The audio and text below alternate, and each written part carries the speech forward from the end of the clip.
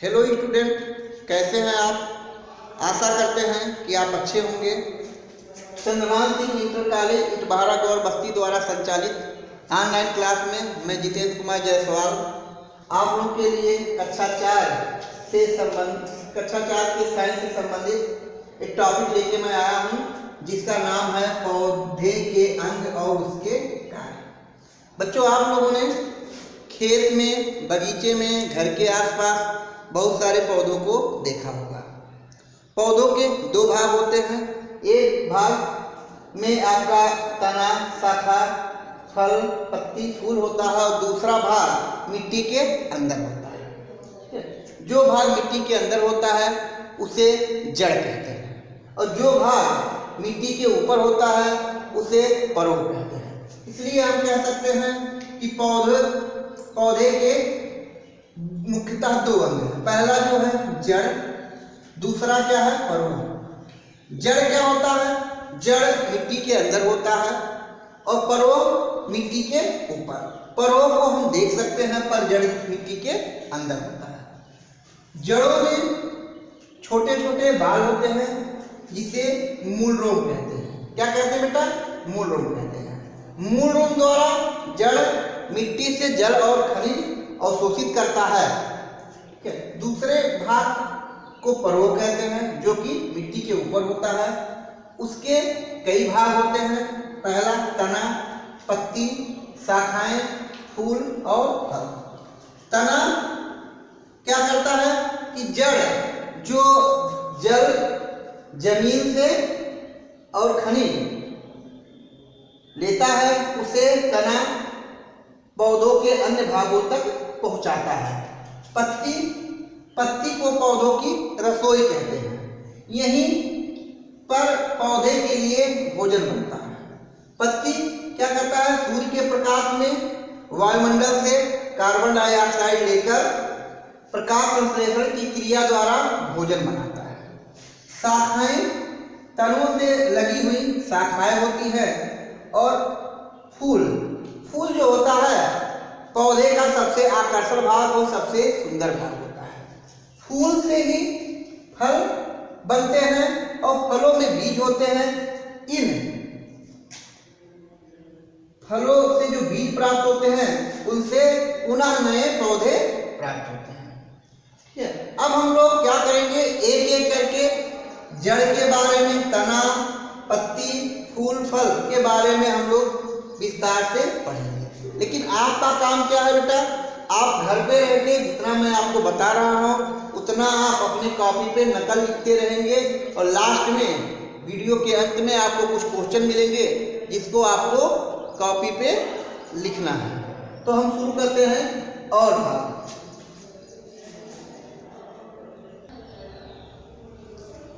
पौधे का जो पहला अंग है जो कि मिट्टी के अंदर रहता है उसको हम कहते हैं जड़। जड़ का आकार है। जड़ जो है पौधे को मजबूती से मिट्टी में जमाए रखता है, क्योंकि जड़ अगर कमजोर हो जाएगा तो क्या हो जाएगा? पौधा गिर जाएगा। इसलिए वह मिट्टी के साथ बंधा रहता है। अब जड़ को हम क्या करेंगे? जब हम ऐसे पौधे को उखाड़ेंगे तो देखते हैं कि जड़ में छोटे छोटे शाखाएं जैसे बाल होते हैं। उन बाल को क्या कहते हैं? मूल रोम कहते हैं। क्या कहते हैं? मूल रोम कहते हैं। उसको क्या कहते हैं बेटा? मूल रोम कहते हैं। मूल रोम का क्या काम है? मूल रोम जो है यहाँ जो मिट्टी के अंदर पानी और खनिज यानी जो हम खाद वाद डालते हैं और जो हम सिंचाई करते हैं, ये छोटी छोटी शाखाएं जो मूल रोम होती है ये पौधे के लिए, ठीक है, खनिज और जल को सोख कर आगे बढ़ाती है। हम कह सकते हैं कि मूल रोम का क्या कार्य है? मूल रोम मिट्टी से खनिज और जल को सोखता है और यही जो है आगे तने को देता है। चलिए नोट करिए इसको। अब हम बात करेंगे तना। तना जो होता है पौधे का मुख्य अंग होता है। इसका काम क्या है कि यहाँ जो जड़ें मूल रोम द्वारा मिट्टी से जो जल और खनिज को सोखती है, तना क्या करता है, उसको पत्तियों तक पहुंचाता है। और फिर पत्तियां क्या करती हैं, प्रकाश संश्लेषण की क्रिया द्वारा भोजन का निर्माण करती हैं। तो हम कह सकते हैं कि तना पौधों का मुख्य अंग है, या हम कह सकते हैं पौधों ना कहते पौधे का मुख्य अंग है। तने से शाखाएं निकलती हैं, ये देख रहे हैं ना, तने से क्या होती है, शाखाएं निकलती है तमाम।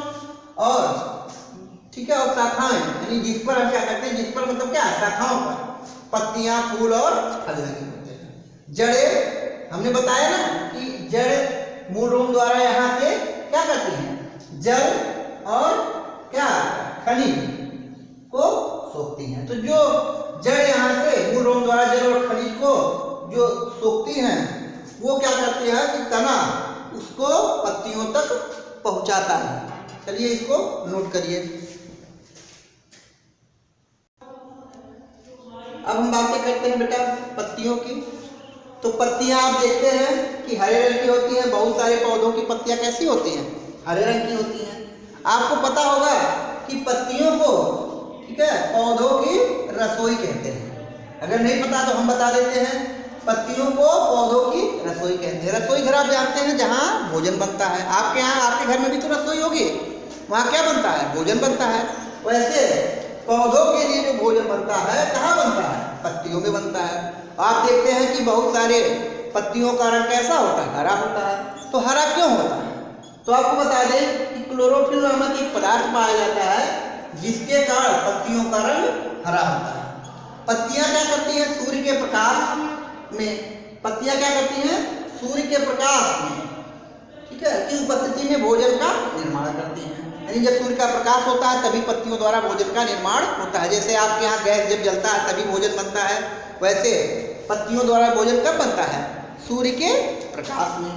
ठीक है, अब आपको बता दें पत्तियों के निचले वाले हिस्से पे, किस वाले हिस्से पे, निचले वाले हिस्से पर, नीचे वाले हिस्से पर, ठीक है, छोटे छोटे छिद्र होते हैं जो हमको आपको जरा दिखाई नहीं देंगे, ठीक है, लेकिन छोटे छोटे छिद्र होते हैं। उन छिद्रों को पर्णरंध्र या स्टोमेटा कहा जाता है। पर्णरंध्र द्वारा ही पौधे सांस लेते हैं।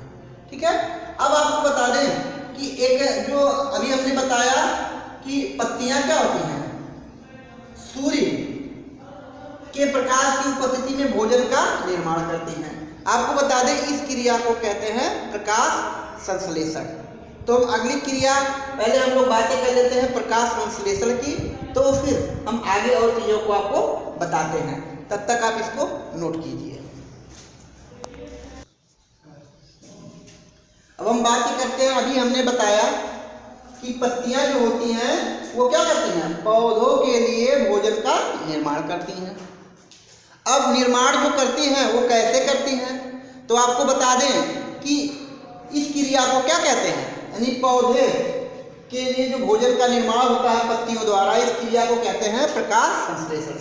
प्रकाश संश्लेषण है क्या, पौधों की पत्तियां सूर्य के प्रकाश में, ध्यान दीजिए बेटा, सूर्य के प्रकाश में, यानी जब धूप निकला रहेगा तभी, ऐसा ना सोचिए कि रात में और हम वहाँ लाइट जला दिए तो भोजन नहीं, लाइट नहीं, केवल सूर्य के प्रकाश से। तो हम कह सकते हैं कि पौधों की पत्तियां सूर्य के प्रकाश में वायुमंडल से कार्बन डाइऑक्साइड और मिट्टी से जल लेकर, अब ये बता दीजिए जल कहाँ से आता है। अभी हमने आपको बताया था कि जल जड़ों द्वारा आता है, जो कि मूलों की सहायता से क्या होता है, जड़ों में जाता है, वो जड़ों द्वारा तने की सहायता से कहाँ जाता है, पत्तियों में। तो हम कह सकते हैं कि मिट्टी से जल लेकर भोजन का निर्माण करती है। इस क्रिया को क्या कहते हैं, प्रकाश संश्लेषण। अब अगर हम बातें करते हैं, देखो एक ऐसे भी लिख सकते हैं, कार्बन डाइऑक्साइड प्लस जल, यानी प्लस जल का मतलब जल के साथ फिर क्या मिलता है, ये गिफ्ट मिलता है, इसका मतलब होता है गिफ्ट, गिफ्ट मिलता होता मिलता है, या क्या मिलता है, भोजन मिलता है और ऑक्सीजन। ऑक्सीजन आप जानते हैं कि ऑक्सीजन को क्या कहते हैं, प्राणवायु कहते हैं। हमें जीवित रहने के लिए ऑक्सीजन की आवश्यकता होती है। हम क्या करते हैं, अपने नाक द्वारा ऑक्सीजन को हम क्या करते हैं, अंदर ले जाते हैं। तो हम इसको क्या कहते हैं, ऑक्सीजन जो हमारे श्वसन के लिए बड़ा महत्वपूर्ण है। अब हम देखेंगे, इसको आप नोट कीजिए। तो हम देखते हैं अगला कि अगले टॉपिक में कि और कौन कौन से, ठीक है, पौधों के अंग हैं और उनके कौन कौन से कार्य हैं। नोट करिए। अब बच्चों आपने देखा होगा कि पौधों पे फूल लगे होते हैं। फूल आपने देखा है ना, गुलाब का फूल, गेंदा का फूल, चमेली का फूल, ये आपने फूल देखा होगा। तो फूल कैसा होता है? फूल सुंदर होता है ना। हाँ, तो पौधे का जो सबसे सुंदर भाग होता है उसे क्या कहते हैं? ठीक है, फूल कहते हैं। ठीक है, अब फूल हमको अच्छा लगता है, आकर्षण लगता है, यानी हमको जब हम देखते हैं तो फूल हमको अच्छा लगता है देखने में, यानी वो हमारे मन को आकर्षित करता है। तो हम कह सकते हैं कि फूल जो होता है पौधे का सबका सुंदर और आकर्षण। हम यहाँ सबसे कह सकते हैं तो और बढ़िया है। क्या कहते हैं? सबसे सुंदर, तो शायद और बढ़िया है, क्योंकि उसमें सबसे अच्छा क्या लगता है? फूल अच्छा लगता है। और फूल के हम देखते हैं कितने अंग हैं। आपको पता होना चाहिए कि फूल के कुल 4 अंग होते हैं। पहला क्या होता है? पंखुड़ी। देखिए फूल होता है जो हमको देखने में गुलाबी, जैसे गुलाब के फूल में जो गुलाबी गुलाबी लगता है वो क्या होता है? पंखुड़ी। ठीक है, दूसरा भाग होता है पुंकेसर, तीसरा भाग होता है स्त्री केसर, और चौथा जो आप देखते हैं नीचे वाला भाग उसको कहते हैं बाह्य। तो इसको आप नोट कीजिए। अब हम बातें करते हैं फल के बारे में। अगला भाग है पौधों का फल। फल आप जानते हैं कि बहुत सारा फल आपने खाया होगा। आम का फल खाया है ना आपने, केला भी खाते हैं, संतरा भी खाते हैं। तो फल आपको कैसे लगते हैं? अच्छे लगते हैं ना। हाँ, फल अच्छे होते ही हैं। कुछ फल मीठे होते हैं, कुछ फल खट्टे होते हैं, कुछ फल कच्चे होते हैं और कुछ फल पके होते हैं। तो ये फल हमको कहाँ से प्राप्त होते हैं? ये फल जो होते हैं ये फूलों से बनते हैं। यानी फल कहाँ से बनते हैं? फूलों से बनते हैं। और ठीक है, फल में क्या होते हैं? बीज होते हैं। आम का फल आपने देखा होगा तो उसमें बीज होता नहीं होता, उसको हम गुठली कहते हैं। गुठली को हम क्या करते हैं? ले जाके अपने खेतों में डाल देते हैं, ठीक है, या बगीचे में डाल देते हैं। तो उससे क्या होता है? एक नया पौधा मिल जाता है। पौधा धीरे धीरे किसमें? पेड़ बन जाता है। तो हम कह सकते हैं कि फल कहाँ से प्राप्त होता है? फल फूलों से बनता है। हाँ, फल फूलों से बनता है। और फल में क्या होते हैं? बीज होते हैं। और बीज से फिर हम क्या करते हैं? नए पौधे प्राप्त करते हैं। यानी हम ले जाके बीज को हम अपने बागीचे में डाल देते हैं। हम देखते हैं कुछ दिनों बाद वहाँ एक पौधा, हमको बीज की जगह पे क्या एक पौधा मिल जाता है। तो हम कह सकते हैं कि बीज से नए पौधे बनते हैं।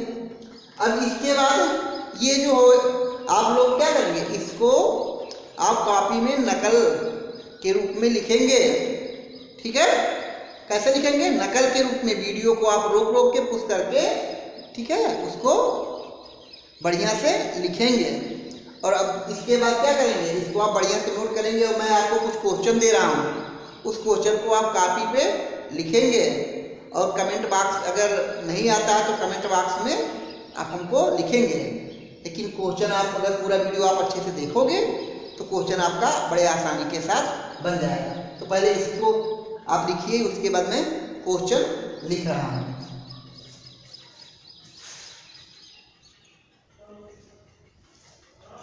पूरा वीडियो देखकर बेटा अब आपको क्या करना है?